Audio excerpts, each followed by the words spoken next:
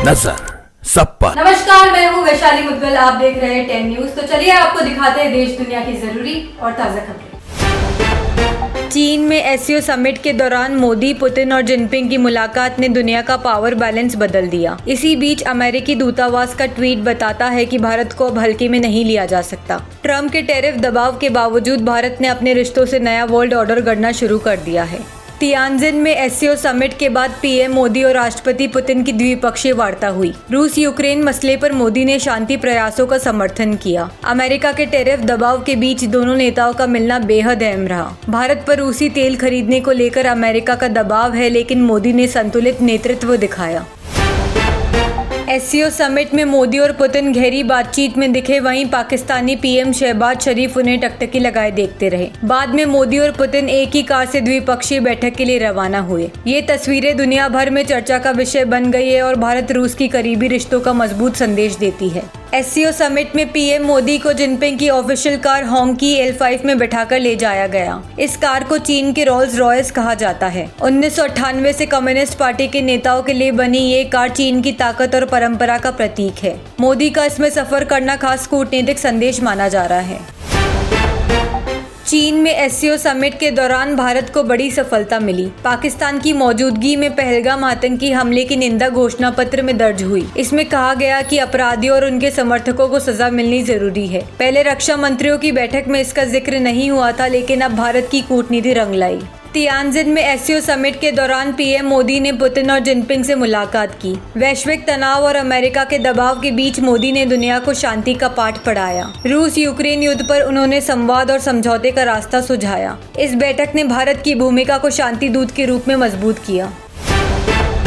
SCO summit के दौरान चीन में जब मोदी, पुतिन और जिनपिंग मिले, उसी समय दिल्ली स्थित अमेरिकी दूतावास ने भारत अमेरिका रिश्तों को निर्णायक बताया। यह ट्वीट बताता है कि भारत की बढ़ती ताकत और रूस चीन के साथ रिश्तों को देख अमेरिका अब ज्यादा लचीला रुख अपना रहा है। भारतीय डाक विभाग ने अमेरिका के लिए सभी पोस्टल सेवाएं अस्थायी रूप से बंद कर दी है। 50% टैरिफ और कस्टम नियमों की अस्पष्टता के चलते ये कदम उठाना पड़ा। लेटर, डॉक्यूमेंट और गिफ्ट्स की बुकिंग भी रोकी गई है। जिन लोगों ने पहले बुकिंग कराई थी उन्हें पोस्टेज का रिफंड मिलेगा।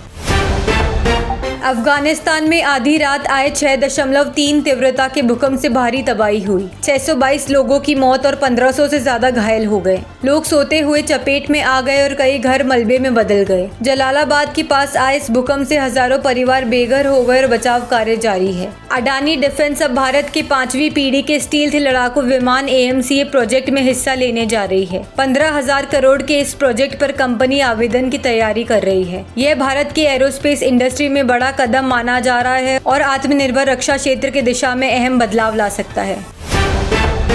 गुजरात में डायल 112 आपातकालीन प्रोजेक्ट की लॉन्चिंग पर गृह मंत्री अमित शाह ने कहा कि भारत नागरिकों की सुरक्षा के लिए किसी भी हद तक जा सकता है। उन्होंने कहा कि पीएम मोदी का विजन कानून व्यवस्था और आंतरिक सुरक्षा को मजबूत करना है। शाह ने दुनिया को सख्त संदेश दिया।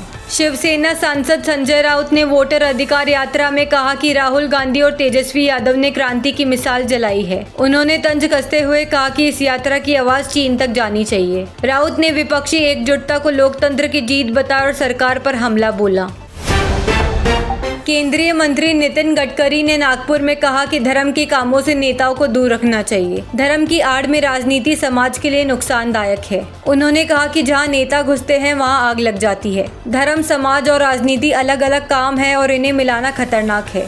जयपुर में दोस्ती के बहाने एक युवती को प्रसाद में नशीला पदार्थ खिलाकर रेप करने का मामला सामने आया। आरोपी ने अश्लील वीडियो बनाकर ब्लैकमेल किया और टॉर्चर से युवती परेशान हो गई। पुलिस ने पीड़िता की शिकायत पर केस दर्ज कर जांच शुरू कर दी है। आरोपी अभी फरार बताया जा रहा है।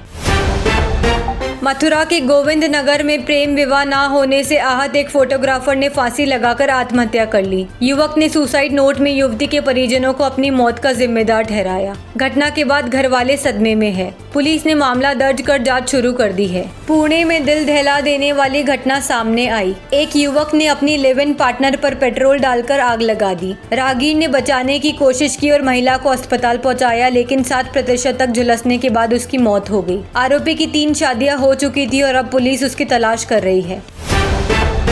हिमाचल, पंजाब, हरियाणा, उत्तराखंड और जम्मू कश्मीर में भारी बारिश और बाढ़ से हालात खराब है। शिमला में लैंडस्लाइड से 4 लोगों की मौत हो गई, जबकि पंजाब के 11 जिले पानी में डूबे हैं। भाखड़ा डैम के गेट खोलने पड़े, हजारों गांव प्रभावित है और कई हाईवे बंद हो गए। बचाव कार्य तेज है। आईसीसी ने महिला वनडे वर्ल्ड कप 2025 की प्राइज मनी को 4 गुना बढ़ा दिया है। भारत में होने वाले इस टूर्नामेंट की विजेता टीम को करीब 39.7 करोड़ रुपए और उपविजेता को 19.7 करोड़ रुपए मिलेंगे। कुल प्राइज मनी 122 करोड़ रुपए से ज्यादा होगी। यह महिला क्रिकेट के लिए ऐतिहासिक कदम है।